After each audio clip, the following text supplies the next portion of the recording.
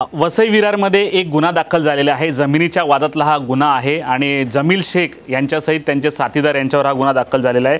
आणि जमील शेख यांच्या सोबत आहेत की छोटू बिस्मिल्ला शेख आणि वसई विरार महानगरपालिकेचे 2016 व 17चे तत्कालीन आयुक्त यांच्यावर गुन्हा दाखल झालेला आहे। आणि तत्कालीन उपसंचालक नगररचना विभाग, तत्कालीन सहाय्यक आयुक्त आय प्रभागाचे आणि पुरातत्व विभागाचे 2015 मधले तत्कालीन अधिकारी यांच्यासहित आर्किटेक्ट संजय नारंग यांच्यावर देखील हा गुन्हा दाखल झालेला आहे। काल रात्री उशिरा हा गुन्हा दाखल करण्यात आलेला आहे।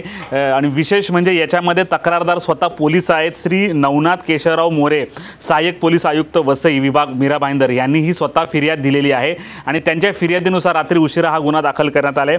आणि याच्यामध्ये अर्जदार आहेत पोलीस हवालदार शशिकांत चंद्रकांत कांबळे यांनीही हे अर्जदार आहेत।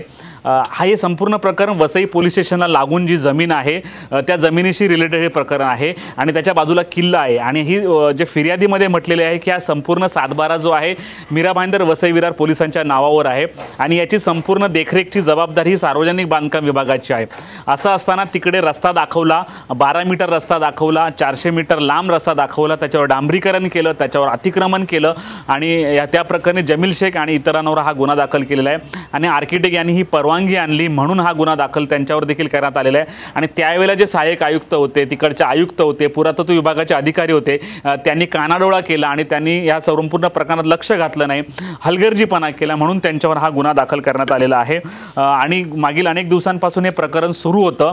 आज सकाळपासून सोशल मीडियावर ही बातमी वाऱ्यासारखी पसरली होती आणि पोलिसांनी जी आम्हाला माहिती दिली त्यानुसार जी गाव मौजे मालोंडे या परिसरात जमीन आहे, सर्वे नंबर 9B आणि सिटी सर्वे नंबर 369 हा जमिनीचा नंबर आहे।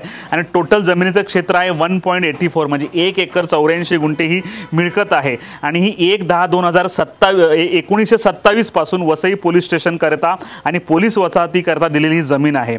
आणि असं असताना सातबारा देखील त्यांच्या नावावर आहे आणि त्यामुळे यांच्या जमिनीत काही करायचं असेल तर त्यांची परवानगी घ्यावी लागते। परंतु अशा प्रकारे रस्ता टाकला असताना कोणाचीही परवानगी घेतली नाही, सरसकट त्यांना परवानगी दिली रस्ता बनवायला आणि जमील शेख यांनी हा रस्ता बनवला, त्याच्यामुळे त्यांच्यावर ही कारवाई करण्यात आलेली आहे।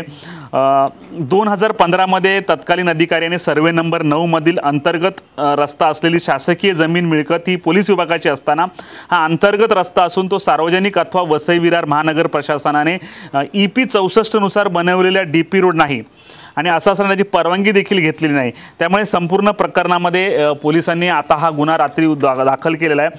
कलम 420, कलम 465, 467, कलम 468, कलम 471, कलम 447, कलम 120B, कलम 116, कलम 167, कलम 177, कलम 187, 166 सह महाराष्ट्र प्रादेशिक नगररचना अधिनियम 1966 कलम 52-53 नुसार हा गुन्हा दाखल करण्यात आलेला आहे।